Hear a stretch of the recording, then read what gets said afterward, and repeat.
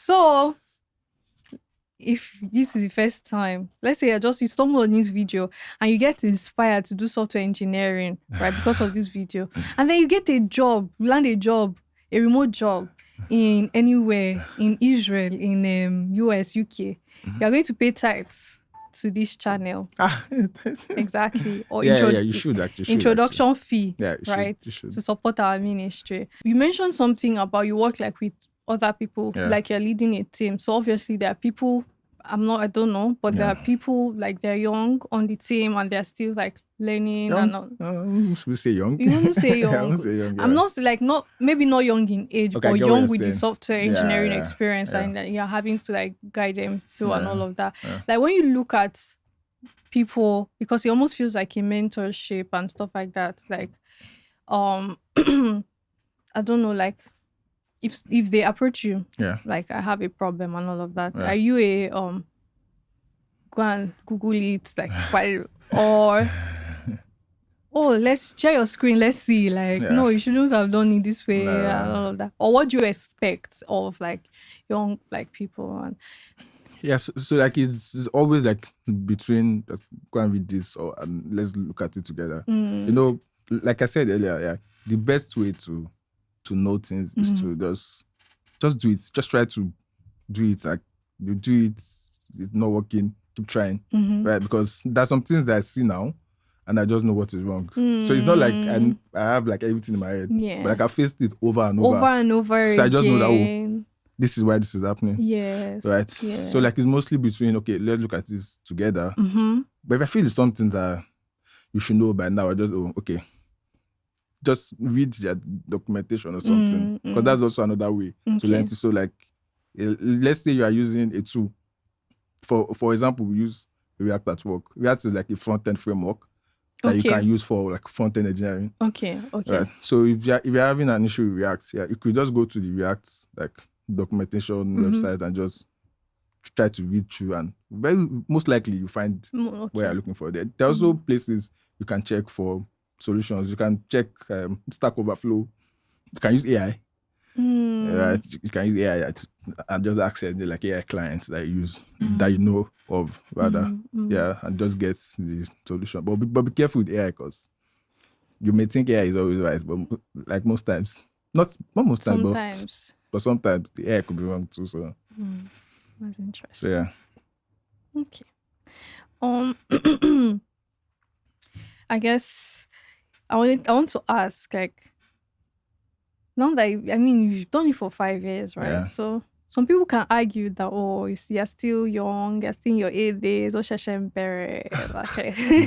kind. Nice. And some people say, boss, Agbabola, short way, that kind of thing. Like, would you say you love your career, right? And what impact do you see yourself making next 30 years? 30? That's a long time. I know. Wow. Because a lot could happen in 30 years. So I guess it's just like an image that you have of what. I'm trying to calculate how will I be then. Not too old. I don't think I want to be working then. That's a long time. Yeah, if you're not working, but maybe you've already set yourself up. Maybe you started your own company that is giving you money. I don't know. I don't want to put my own thoughts or ideas in your head. Yeah. So where do I see myself in 30 years? Where do I see myself in 30 years? And do you love your career? Oh, I actually love what I do. Yeah. And if they give back to you again, you do it again? Yeah, I would. Okay. Yeah. The only thing I would change is I wouldn't do it in my final year. I would do it like very, very early. Yeah. I wouldn't do it in my final year. Yeah. I love what I do because it makes me feel smart. On some days, it makes me feel like I don't know what I'm doing. But on most days, yeah. And I like to feel smart, so I love what I do. And it's like it's always nice where it's always nice when you know there are people thinking about something, right? And you help them bring it to life. You get so like a design. There's a design for an app. Then you take that design, you write code for it. And, voilà. Like a miracle worker, breathing life into like ideas on a paper. Yeah. That's like it makes me feel proud of myself. Yeah. But like in the next 30 years, if I'm being honest with you, I should be retired by then. Gege. Yeah, I should. I don't know. But what impact do you want to like make? Make by then? Yes. Yeah. So impacts. Okay. Do you see yourself doing like software engineering like till you retire, or like how do you? Or do you intend to transition out of it, start your own thing, or? Yeah. Okay. Yeah, I've really not thought about this. It's so funny. Yeah, but like impact wise, yeah, I would say right now I work at a health tech company. Okay. Right, which is like really serious because people's life, yeah, because we like deal with people's lives. Yeah. So I think for the most part, yeah, right, I think I would just always want to work on something that like helps people. Okay. In one way or the other. Right. It could be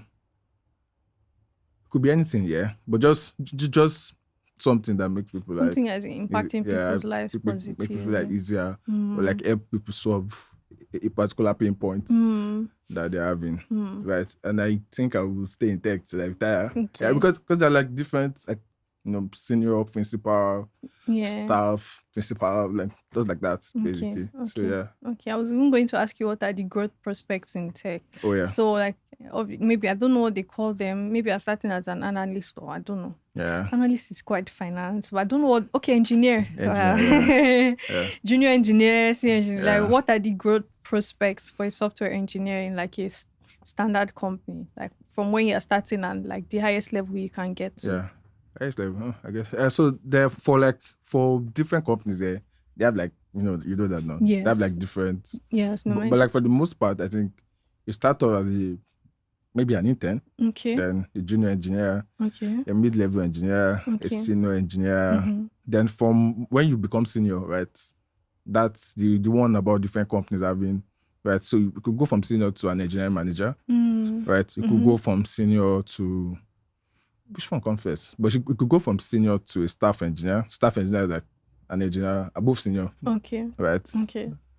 At that level, it's more like you're like you're in management already. So like you could go from staff engineer to principal engineer, right? You go from principal engineer to senior principal. It gets weird after particularly, but like the thing there is that you just keep going. You could move to another company and become head of something, head of like a group. Maybe like a division. Yeah, a division in the company. Yeah. I think there are people that have been at somewhere like Google for years, and their role is like distinguished engineer. That's like the highest. I don't know what they do per se, but that's like the highest. The person is very specialized in that particular thing. So like, and it's not like they do a lot of things. They focus on one part, but they are really good at like they're the brains of that part. You get so yeah. So they're different. You could go into management if you want to keep writing code. You could change the company and go to another company where you are like a senior staff principal. But yeah, different companies have different growth prospects, but it still follows the same flow in a way, basically. Yeah. So you're part of the few people that work remotely, right? And then for those that are looking to also get remote jobs, like and like what advice will you give them? What part? Like how should they go about it?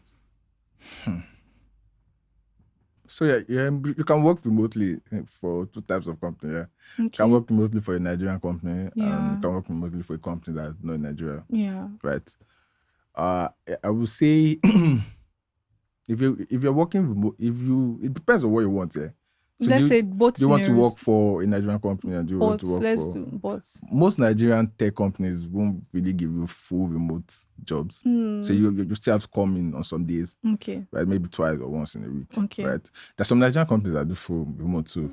Yeah. But if you actually just want a job where you don't want to see your colleagues at all, you should most likely be looking for countries outside, companies outside Nigeria. So how do you go about? Like, how do you... Again, numbers game. Yeah, and there are different sites where you can get remote jobs, where you can just, like, see remote jobs that you can use like LinkedIn. What sites? You can use LinkedIn. LinkedIn have they have this job section. Yes, I know. Yeah, LinkedIn. Yeah, so you can just search for remote jobs like worldwide or EMEA. Yeah, I think there's remote.com. Okay. There's remote.com. There should be remote. I think there's remotejobs.com. There are different sites. You really just need to just go to Google and websites to get remote jobs, and you see like a lot of them. Do you have any friends too, like in Nigeria, that got jobs that way in software engineering? Like they just Googled, sent their CV, did interview. Yeah. There was even one that got from like a newsletter, something like that. So there's this site called JavaScript jobs, JSjobs.com or so. Yeah, so like you saw, so they send like jobs to your email like at the end of every day. Yeah. So like you saw one day and you just applied and you got the job. Are you serious? Yeah. And he's in Nigeria. Yeah, and he's in Nigeria. So yeah, so basically it's just to apply. Right? Even if you feel like you are not qualified, basically just apply. Well, do they take new junior engineer or experienced people? New is tricky. Okay. New is tricky because they are not even seeing you. So like, how do they know that you will do what you're meant to do? Yeah. So the best thing always is to start really early. So for example, if you're in uni, you can start to like intern at different places from like your year 1 if you can, or your year 2. You get, so like during your holiday, you can like intern at different places. You can even intern maybe in 200 level. The next year, you won't go as an intern anymore. You just go as a junior engineer because you have the experience. Also, there's some people that, I don't know, I only advise you to do this if you can mix school and work. But I have a friend that like he mixed work with school almost throughout his stay in uni. Really? Yeah, so he was working for different companies. Not like different companies at the same time, but he worked for different companies. But he was still in uni. In school. So now, when someone like that finishes, he already has like his own bag of experience. Yeah, but you that you're waiting so like you can't even compete with someone like that.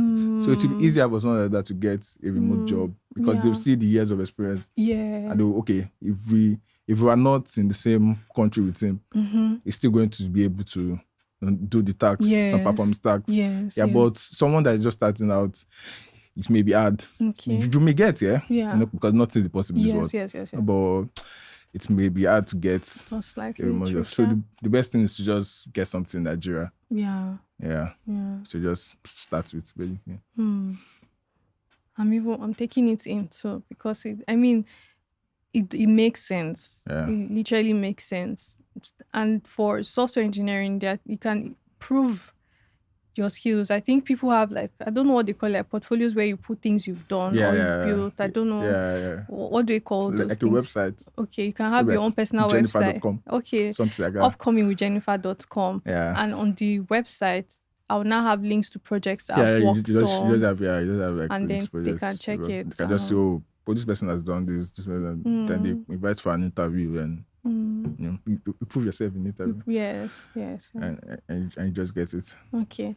So if you're listening and you're still in school, the earlier the better. If you're in secondary school and you already know that, okay, I want to be a software engineer, I want to code, like I don't think it's ever too early to start. As long as you can learn it and you can comprehend it, right? It's never too early to start. You only give yourself like an advantage or an edge compared to the other competitive people in the pool. So fail forward, learn as much as you can, ask questions, reach out to people, secure internships and all of that, and then it will only make you better. Right? And your friends too in uni, and your friends too in uni are like really key. Yeah, really key.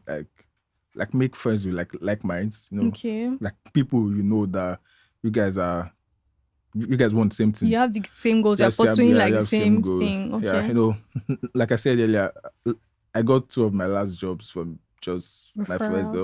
I've done. There was even someone. There was in the company I was working at that particular time. I got the job because I was doing free work for someone. right? So the guy that was also on the team doing free work for this person, he saw that, you know, I was like, I knew what I was doing. So when he got the job at the new company, right, the company like also wanted people to join him, so he just sent my CV. Oh. Yeah. So he just asked me if I was looking for a job. I was like, oh yeah, sure now. I'm doing free work. Obviously, I'm looking for a job. Yeah. And was the company in Nigeria? Yeah, and pay was good. So yeah. So your village. After the camera, you let yeah. You let me know. Yeah, for the level, the pay was really good. Right. And came with an apartment, so nice. Ooh! Yeah. Do we want not to? Like an apartment. Do they still do that now? Yeah, sure. It's a big company. It's a big company. Should I list names? I feel like we should list. Okay, let's just list names of companies, tech companies, or in Nigeria. Okay. Yes. So I know people know PiggyVest, Paystack, Flutterwave. Yeah. Which other ones? There's a company called RiseVest. Yes, RiseVest, Bamboo. Carrywise. Those are fintechs. Obviously, when you now move to food tech, we have your Glovo. Yeah, Glovo. Chowdeck. Yeah, Chowdeck.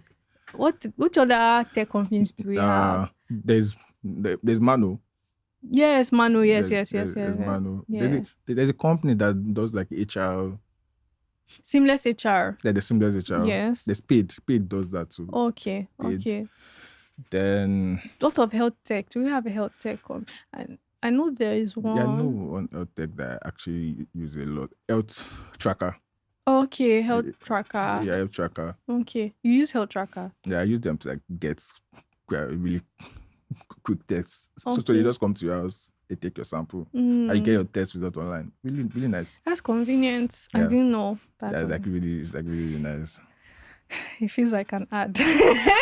Yeah, you can. But yeah, it's what it is, right? So we have like different divisions. Yeah. I mean, industries like so you have your fintech, health tech, food tech. Yeah.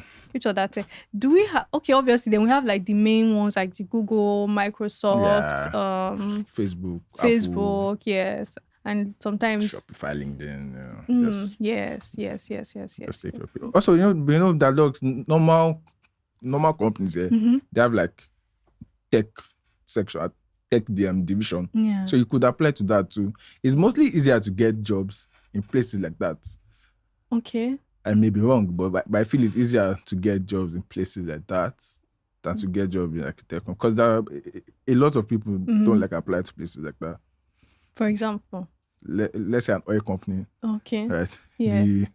The software development division of an oil company. Most people won't apply for that. Most tech people, people that are into software development won't apply to that company. So it's maybe easier to just start from there. Okay. You start from what there. What would they be building? Maybe their website, managing the website. Something like that. Okay. You get like internal tools they use also. Yes, true. Yeah. Yes. So it's easier to get. Again, I may be wrong. So don't quote me. We're not quoting. Yeah, so I may be wrong, but like it's maybe easier to get like jobs there than because if a company like say Paystack brings out a job ad, which they don't even do. Yeah, if they bring out the job ad for a software engineer, you're competing with thousands of people. Yeah, but like if a is this the right word? If a normal company, right, which is not a tech company, non-tech focus company, non-tech, if they bring out the job ad for a software engineer, you're most likely not competing with thousands of people. A lot of people. Yeah, okay. So it may be easier. Okay, got it. Another thing to note. So what are I read one time, I'm not sure that it was during the this thing, but there was a point in time where software engineers were complaining about like the work hours. And I feel like they still do, because people are like in front of your screen 24/7, most especially during like COVID and everybody was forced to work remotely. And so like employers say, oh, come back to the office, like you need. Meanwhile, people are even working more at home than because you're literally in front of your screen. So what are the like software engineering hours like? Yeah, so to a very large extent, it depends on where you work. Okay. Right, so you could be working. So there's some companies here that once it's 5 p.m., no one is going to disturb you again. Yeah. Yeah. There are also some companies where you most likely should be available at any time. Right? So if there's an issue by 8 p.m., they can say, oh, hello, there's an issue, blah, blah, blah. So really, it depends on where you work to. Okay. Right? So, but I guess you should be able to tell after like a month how the culture of the place is. So you know how to adjust. Maybe you try to reason with your colleagues that, oh, by 5, I don't think I want to do anything anymore. Yeah. That may be hard, but you can just try. Yeah. Also, if you are working for a company where the time zone is different from Nigeria, so you definitely know that. You may have to work. Or like in the midnight. Because of the time difference. I mean, they know what they are signing up now, what they are signing up for, and all of that. So I guess. So I have a question from someone that I want to be a game developer, or what they call it. Game developer. Like what? I'm not sure whether there's a career path in Nigeria. In Nigeria, like, are there companies that make games? Yeah, I don't know any company. Okay. That does that. That makes games. But there should be. There should be. Okay, but this person wants to be a game developer. Yeah. And the person is like, where do I start from? What language do I need to learn? And I don't know whether it's different from your normal tech. Yeah, no, it's still tech. It's the same thing. It's still tech. Okay. Yeah, it's still tech, and I think with that, so like, I think the issue most people have with web dev is that web development rather is that you can pick from a lot of like these languages to build. Okay. Yeah, so. You can use Ruby, you can use Python to build. Ruby, Python. For your backend. Yeah. You can use Ruby, you can use Python, you can use C#, you can use Java, you can use JavaScript. Right. On the front end, there are like different front end frameworks also. Okay. So you could get, should I learn this? Should I learn this? For things like game dev, it's like, okay, this is what most people are using, so you can just use that. Okay. You get? Okay. I think they mostly use C#, so I'm not entirely sure. Okay. Yeah, but they use C#. Yeah, and I think there's this Unity framework that you can use to build games also. Yeah. Okay. Do you know anyone that is like a game developer? I won't say I know him per se, but I know someone from my set that does game development. Like he builds games and for Are you serious? He built games I think he used to build games for people for like an abroad company. So but now he's building his own games. Yeah. Okay. And he's currently in Nigeria. Yeah.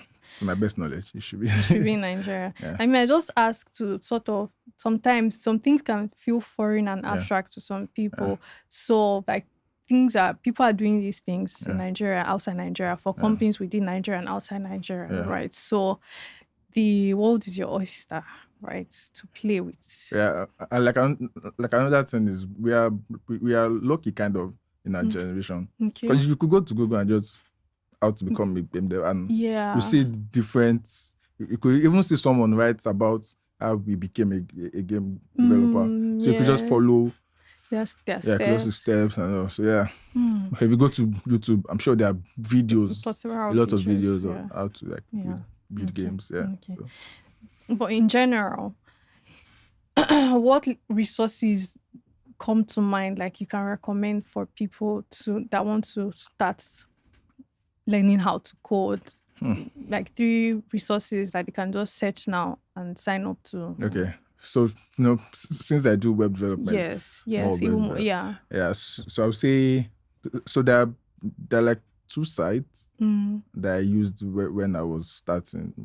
One is called the Odin Project, odinproject.com. TheOdinProject.com. So the Odin is, I don't know if I pronounced that way, but it's ODIN, theodinproject.com. Okay. Yeah. Okay, ODIN. Oh, okay. Yeah. I thought you were holding, like we'll hold your That's hand. the reason I swear Yes, to yeah. The Odin Project. Yeah, obviously, we'll put like the links in the description box. Yeah. And there's freecodecamp.com. That one is like really popular. Okay. Because you even get like online certificates. Are you serious? For free, yeah. For free? Yeah. That's Freecoder. Camp.com. Camp.com. We'll also put it in the description box. Yeah. Then there are like paid sites. Okay. Yeah. I know Udemy, I think. I was going to say that. Yeah. So like some of the best courses I've ever taken were there. On Udemy. Like there are two courses that really helped me while I was starting out that are there. But like it's money. So. Yes. Do you remember the courses though? Yeah. What are the names of the courses? I can't really remember the title. Okay. Like I can send them to you. Yes. So we'll put the link in the description. And if Udemy wants to sponsor this portion of the video, they are most welcome to. Yeah, they should. No? Wink, wink.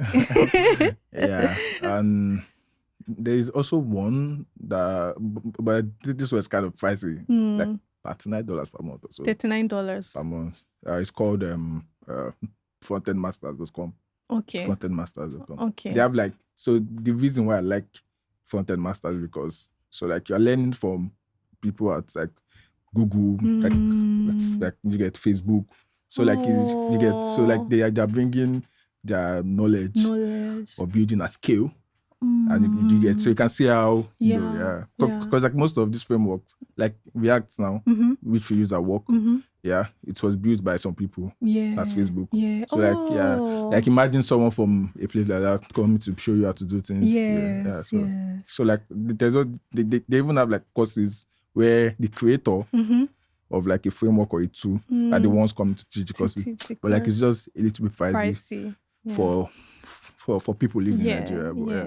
But I think they have like this thing where you can send them an email and they reduce the price for you. But that's interesting. Yeah. We'll be sure to put everything, all the links, all the descriptions in the description box. Yeah. So please feel free to check them out. All these resources are important if you want to grow as a software engineer and obviously make cool cash. Cool cash. Cool cash. No, it's not always straightforward. It's not linear. It's not linear. Please, disclaimer. Yeah, we need to add that part. It's not always, like you don't start in January, in February, you're making millions. If that's not even what I was referring to. Okay, because there's this most people come into tech with that. They come with the mindset of money that they pay a lot of money. Yeah, so I'm going to start now. In 2-3 months, I'm going to buy a house, buy a car, change all my clothes. That kind of thing. Yeah, so it's not always like that. It takes years. Yeah, it could be lucky. You could be lucky. You could be one of the few people that maybe after a year start making a lot of money. Yes, but because you just never know where the opportunities are. Yeah, but it's not always like that. It's not always like a lot of people. It's not always like that. Not always like that. Yeah. So money should not be your motivation for coming in, right? While it's a good thing, right? You need to also like the job because you're in front of like your computer again for hours. Is it because you're coding? Is it coding that makes you start wearing glasses, or you've always known? No. I just need to see. I need to see this. You need to see. Okay. I feel like we've covered a lot of things. I'm just trying to check if there's anything that we're missing. But I think you did a good job. No, I can clap for myself. You did a good job. Yeah, so thank you. Yeah. Thank you everyone for joining this episode. Just to recap all the things that we spoke about. Ayobami spoke about like his journey into computer or software engineering. Yeah. Although he studied chemical engineering in school, but his brother or a brother of his introduced him to it. And then I think one thing that is important to call out is that he's self-taught. Yeah. Like he didn't go, and self-taught meaning that he went to these resources, did the work that was needed to be done, built his projects and all of that. And with time, people started referring him and recommending him to jobs and all of that. And then now he's happily working as a remote worker. So if it be you, please check again the description box for all the links to the resources that we've mentioned today. And I hope to see you on the next episode. Bye. How do you want to sign out? Jiggy jiggy. Yeah.